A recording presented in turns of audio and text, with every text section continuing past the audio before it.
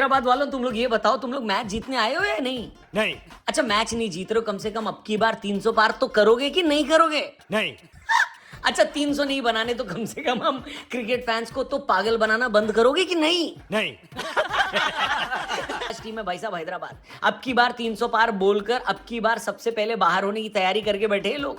हैदराबाद की टीम इस आईपीएल में उस बच्चे की तरह है जो अपने पापा से कहती है कि अगली बार देखना हम एग्जाम टॉप करेंगे, लेकिन हर बार कम नंबर आते हैं, फेल हो जाते हैं। हैदराबाद वाले अपने आप को ऑरेंज आर्मी कहते हैं, लेकिन कोलकाता वाले ऑरेंज आर्मी के सामने अपना जूसर लेकर आती है और संतरे डालकर सारा जूस निकाल लेती है। पिछले साल हैदराबाद और कोलकाता का मुकाबला 3 बार हुआ था, जिसमें एक फाइनल भी शामिल है। हर बार कोलकाता ने हैदराबाद को पेला है। हैदराबाद वालों को लगा था कि अब की बार गंभीर नहीं है, यानी हमारा चांस है, लेकिन कोलकाता वालों ने कहा कि तुम्हें हराने के लिए हमें नहीं चाहिए गंभीर, आओ तुम्हारे पिछवाड़े में घुसा दें उड़ता तीर। 80 रन से हैदराबाद की हार हुई है, जो कि आईपीएल की हिस्ट्री में उनकी सबसे बड़ी हार है। कोई हैदराबाद का फैन हो तो बताओ भाई साहब, क्या दिक्कत है यार तुम्हारी टीम को? अब तो कैमरामैन भी तुम्हारे प्लेयरों पर ही फोकस कर रहा है, क्योंकि काव्या मारन तो पिछले 2 मैच से आ भी नहीं रही है। ट्रेविस हेड को बोलो कि सारे रन रोहित शर्मा की टीम के खिलाफ ही बनाएंगे क्या?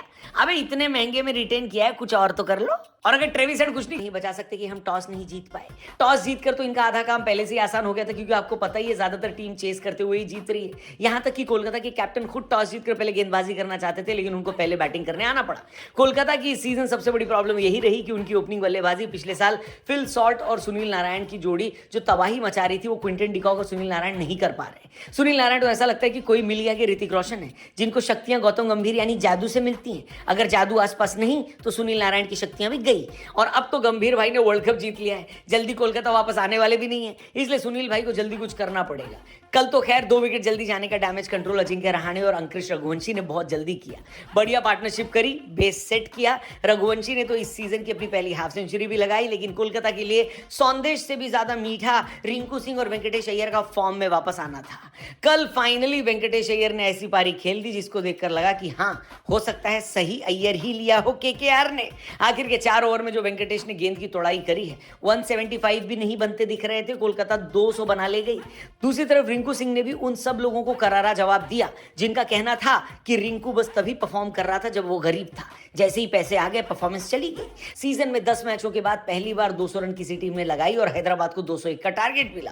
अब हैदराबाद की दैत्य टीम जो 300 का दावा करती है, उनके लिए 201 कोई बड़ी बात थोड़ी है, लेकिन बात यह है कि खाली दावा ही किया, और दावा इतना खोखला है कि इतनी खोखली तो होली में गुजिया भी नहीं दी मेरे दोस्तों ने मुझे।